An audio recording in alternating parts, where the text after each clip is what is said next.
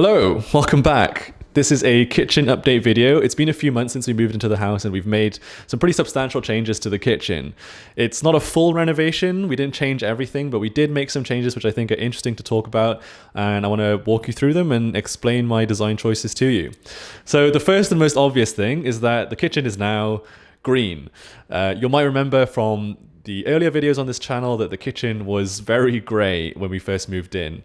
Grey is the choice of a lot of new build developers. They like to use grey because, generally speaking, it's unoffensive to a lot of people. No one's gonna not buy a house because they have a grey kitchen. But to us, a grey kitchen was just incredibly boring, a little cold, quite stale feeling. And we wanted to really warm up the space, make it feel more inviting and a bit more personal to us as well. And so we decided to hire someone to help us with painting these. I'll have the exact paint colors in the description below, but they're from Greene. A couple of things about the paint choices that we made. So first of all, we chose green because we love green, and that's an important factor when choosing colors, is to choose colors that you actually like. But also green ties in with the green banquette that we have in the dining area that you'll remember from my previous video. Having repeated colors and repeated elements within a space gives a space rhythm, helps the space feel more cohesive and well thought through and well designed. And so it's always good to try and repeat colors, textures, and shapes as much as possible in a space in order to create that sense of rhythm. We chose this kind of more muted green. Muted colors, in my opinion, tend to look more sophisticated compared to really bold, high contrast versions of the same color. And so, we chose ones which have a little bit of white in them, a little bit of gray in them, in order to sort of give you a bit more of that muted effect. Another thing you might notice about the color choices is that we've gone for a different color for the uppers versus the lowers. So this is a choice that you can make, and it's especially effective if you're in a smaller kitchen, and let me explain why. So lighter colors are less visually heavy compared to darker colors, and so by having your upper cabinetry in a lighter color compared to your lower cabinetry, you actually help the space to feel lighter and airier. If we were to paint these upper cabinets in the same darker color, they may feel a little bit more imposing, they'll be a little bit more visually heavy, and as a result the kitchen would feel more claustrophobic. Obviously, if you have a huge kitchen, this isn't such a big deal, but for us, we're in a more reasonable sized house, and so having this contrast between the uppers and the lowers is really effective. Okay, so the biggest change we made to the kitchen is actually this. So you might remember this used to be an area for bar seating, a feature that a lot of people are looking for in a kitchen, but we thought was actually quite unnecessary. And the reason is because the kitchen and the dining area are so close together that it really didn't make sense to me to have two dining areas within a matter of feet from each other. So instead we decided to convert this bar seating space into additional storage. And this storage has proved to be extremely useful for us.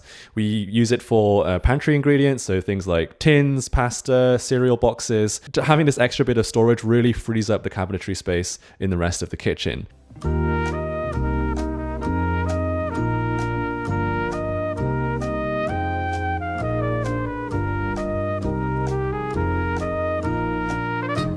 So when installing any kind of joinery or cabinetry, it's always a good idea to include a couple open shelves for personality and styling, which is exactly what we did. At the end of this bar area, you'll see two open shelves that we use for cookbooks and for a pot.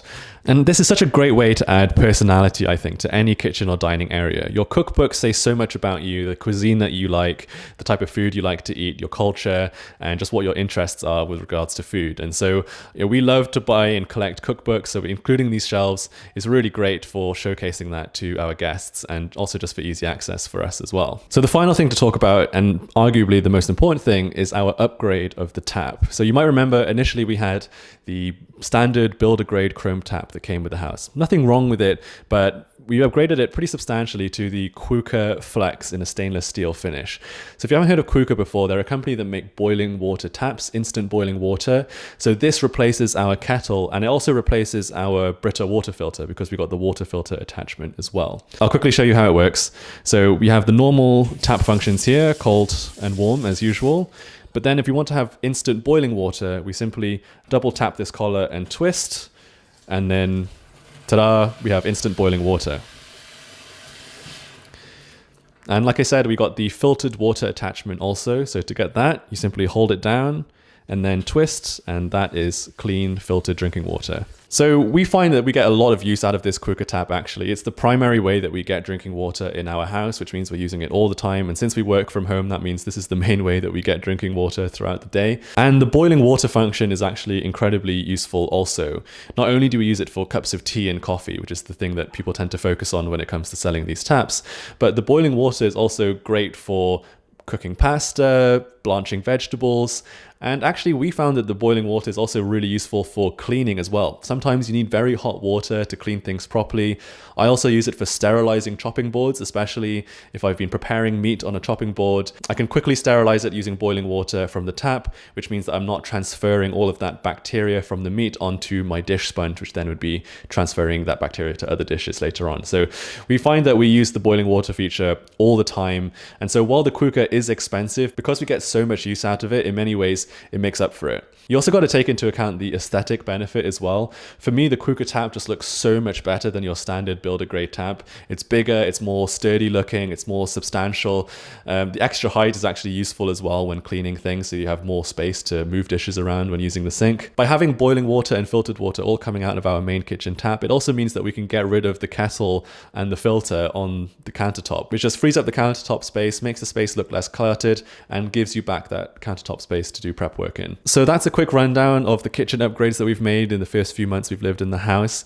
It's not a full kitchen renovation. Some things that I have in mind right now for future changes to this kitchen would be to potentially upgrade the sink. We currently have sort of this standard builder grade metal sink, and while it's functional, doesn't look very good.